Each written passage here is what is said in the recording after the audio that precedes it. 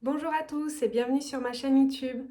Alors ce sera une chaîne YouTube où je vais vous présenter un petit peu les romans que je lis, que j'aime, les coups de cœur que j'ai eus, ce que j'ai moins aimé, parce que ça arrive hein, très souvent. On parlera à la fois de romans, mais aussi de mangas, comme vous pouvez le voir derrière moi, j'ai une petite collection quand même, parce que j'aime beaucoup. C'est des univers assez différents, etc. J'aime bien. Après, je suis très axée dans la romance. Donc ce sera assez dans le thème new romance, etc. Autant dans les mangas, j'en ai qu'un qui diffère un petit peu, que dans les romans classiques. Donc voilà, et du coup, pour cette première vidéo, j'aimerais vous parler d'un gros coup de cœur que j'ai eu, que j'ai lu il n'y a pas très longtemps, il y a peut-être 1 an et demi, peut-être. Et franchement, j'ai adoré. Alors, je sais pas si vous connaissez, c'est la série Souglest.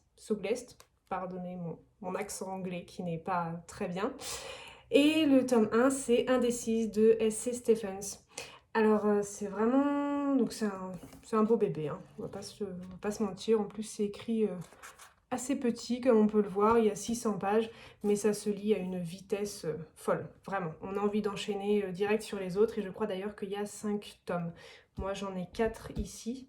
Et j'ai pas lu encore le cinquième, mais il me semble qu'il y en a 5. Alors, Indécise, c'est quoi? C'est l'histoire de Kira et de Kellan Kyle, un beau chanteur dans un groupe de rock comme on les aime. Et du coup, en fait, Kira, elle est en couple depuis 2 ans avec Denny. Et ils vont déménager. Et du coup, ils vont se retrouver dans une ville et ils vont se retrouver en colocation avec Kellan Kyle. C'est un ami de Denny à la base qui va proposer de les héberger pendant un temps pour les dépanner. Du coup, ils vont se retrouver à cohabiter ensemble. Et forcément, dès le premier regard, Kira va assister en fait à un concert dans un pub où il y aura Kellan qui joue. Et en fait, dès le premier regard, il va se passer quelque chose entre ces deux personnages et chacun de leur côté, en fait, ils vont être troublés. Sauf que, bien évidemment, Kira est toujours en couple avec Denny, ce qui est un peu perturbant pour elle.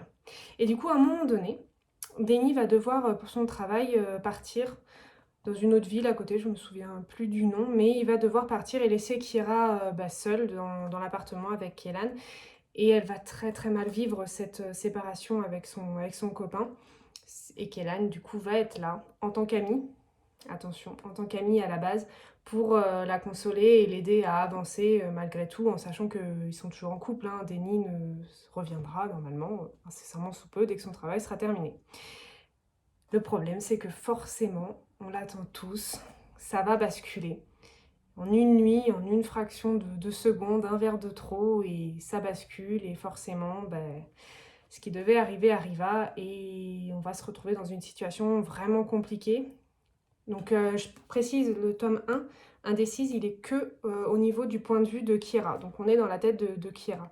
Ce qui est très intéressant, je trouve, parce qu'on ressent tout le tiraillement qu'elle a entre ses sentiments qui sont présents hein, pour Denny. Elle aime son copain, elle veut pas le quitter, c'est la stabilité, c'est voilà, Kira elle a besoin de quelque chose de stable, etc. Ce que Denny lui apporte. Et d'un autre côté, on a tout le côté mystérieux, toute la passion, tout le désir qui naît avec Kellan Kyle.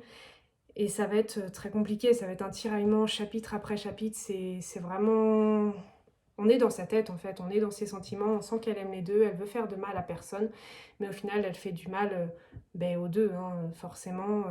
Denny n'est pas au courant, il l'apprendra assez tardivement je crois. Donc on vit vraiment cette relation naissante en fait avec Kellan pendant que Denny est à l'étranger. Enfin, il est à l'étranger, non, il est dans une ville à côté.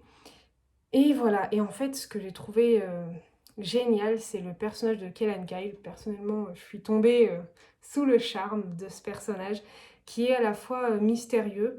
On a l'impression que c'est un peu un bad boy parce que c'est le chanteur d'un groupe de rock, qu'il est connu, que toutes les filles sont là, waouh, waouh, waouh.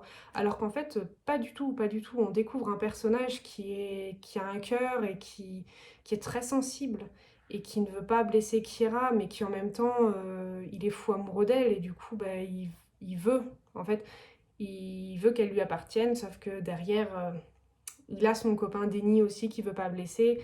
Du coup, c'est vrai que c'est un gros tiraillement pour les deux. Et c'est ça que j'aime bien. C'est vraiment ce côté-là que j'ai beaucoup aimé. Donc ça, c'est le tome 1 indécis. Donc on va vivre cette relation qui va évoluer, etc. au fil du temps. Ensuite, on a le... Donc ça, le tome 1, c'est indécise. C'est du point de vue entièrement de Kiera. Et en fait, on a le tome 4 qui est sensible et qui est la même histoire que le tome 1, mais du point de vue de Kellan Kyle. Alors, je sais que beaucoup ont préféré le côté de Kellan, c'est souvent ce qu'on préfère, le côté masculin, c'est un peu plus mystérieux, enfin c'est plus intéressant en fait d'être dans la tête du mec et de savoir ce qu'il pense, ce qu'il ressent, etc. On ressent dans ce tome, on ressent vraiment toute la frustration, toute la tristesse en fait de Kellan et tout ce qu'il peut ressentir en fait au fond de lui, qui garde et qui ne dit pas et qui ne montre pas pour pas blesser ses amis. Et c'est assez poignant. Après, personnellement, je déteste, j'avoue, je déteste lire le... Souvent ils font ça dans les romans, lire un chapitre du point de vue de la fille et la même partie du point de vue du gars. En fait, j'ai l'impression que c'est redondant et moi, j'aime pas. J'aime bien quand ça avance, quand on parle d'autres choses, etc. Donc c'est vrai que j'ai eu un gros coup de cœur pour Indécise, pour le premier tome. Et celui-ci, en fait, il m'a paru, je connaissais l'histoire, alors j'ai beaucoup aimé, hein, j'ai vraiment adoré, mais voilà, moi j'ai préféré le côté Kira. J'ai préféré être dans la tête de Kira que dans la tête de Kellan, ce qui est assez rare, parce que d'habitude je suis plutôt pareil, j'aime bien être dans la tête du personnage masculin, mais voilà. Et du coup, sur les conseils d'une amie, en fait, j'ai lu Indécise et j'ai enchaîné directement avec le tome 4, qui est le même en fait. Donc c'est peut-être pour ça aussi que ça m'a un petit peu perturbée. J'aurais peut-être dû lire d'abord le tome 2, le tome 3, pour ensuite lire le tome 4. Ça m'aurait permis d'oublier, entre guillemets, le début, en fait, et de replonger dedans, ce que je pense que j'aurais dû faire. J'aurais peut-être mieux apprécié. Donc voilà, mais ça c'est... Kellan Kyle, c'est vraiment le top. Et du coup, ensuite, on a le... Parce que du coup, on est passé du tome 1 au tome 4. Donc entre les deux, on a le tome 2. Donc là où, là vraiment, l'histoire, elle est en place. Kellan et Kira sont ensemble. Et du coup, on va comprendre, et je sais pas comment expliquer, mais Kira, elle va avoir du mal un petit peu à lui faire confiance parce que à cause de toutes les erreurs passées de Kellan, on l'oublie pas, hein, ça reste un chanteur, ils ont leur image et ils sont souvent sur plusieurs filles, etc. Avoir une fille, enfin une copine stable, c'est pas trop leur délire. Donc c'est vrai que Kira va avoir un petit peu du mal à voir les choses avec Kellan. Donc Kellan va devoir l'encourager et lui prouver qu'elle a tort, etc. Ce qui n'est pas forcément évident. D'ailleurs, on peut remarquer que j'ai beaucoup aimé, hein, j'aime bien mettre des petits post-it dans mes romans. Il y en a un petit peu dans chaque, je crois que c'est Indécise où il y en a le plus, forcément. Et ensuite, on a le tome 3. Alors, le tome 3, malheureusement, je ne l'ai pas lu. Pas encore. Donc, ça me permettrait de me remettre dans l'histoire parce que ça fait un petit moment, en fait, bah, comme je vous disais, ça fait 1 an et demi. Donc, peut-être que je me replongerai dedans, que je relirai. Donc là, on est plus... c'est l'histoire des D-Bags. Ah oui, alors les D-Bags, c'est le nom du groupe de Kellan. C'est sympa comme nom. Et du coup, voilà, donc le résumé, les D-Bags vivent une véritable success story qui ne va pas sans causer de problème dans la relation de Kellan et Kira.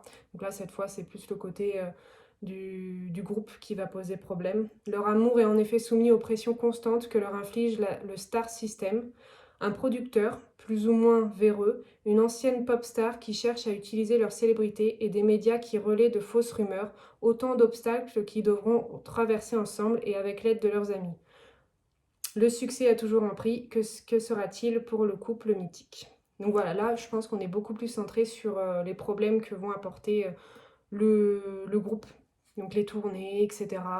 Comme on voit, le producteur véreux et tout, donc c'est vrai que ça doit être assez compliqué à vivre. J'ai lu pas mal d'histoires aussi à ce niveau-là, en fait, où c'est une fille avec un mec dans un groupe et du coup, bah, il faut accepter que bah, la personne parte en tournée, rencontre des filles, etc., etc. La jalousie se met en place, les doutes, tout ça, tout ce qu'on aime, quoi.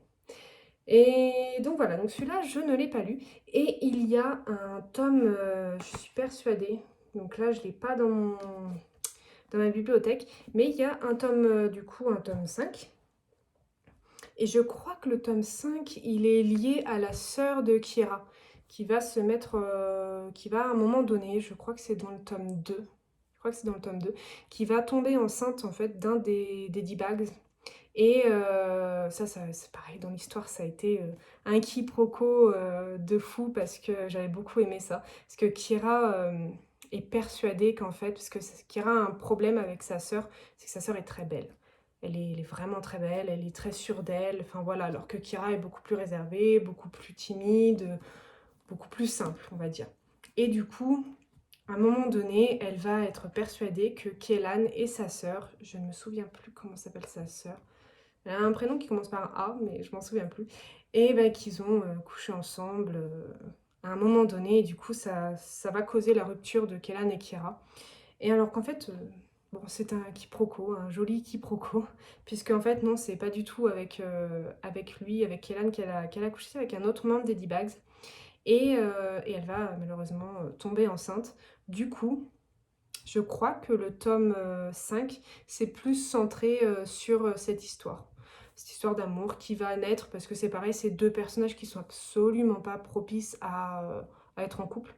De base, elle court après tous les hommes, elle enchaîne les hommes, etc. sans problème. Lui, il est encore pire. Je me souviens plus de son nom. J'ai un problème avec les prénoms, moi, je crois que vous l'avez remarqué. Je cherche, mais il n'est pas marqué là. Non, on parle surtout de Kellan et Kira. Je me souviens plus, bref, c'est pas très important. Et du coup, on va ressentir toute cette relation naissante, tous ces problèmes qui vont avec.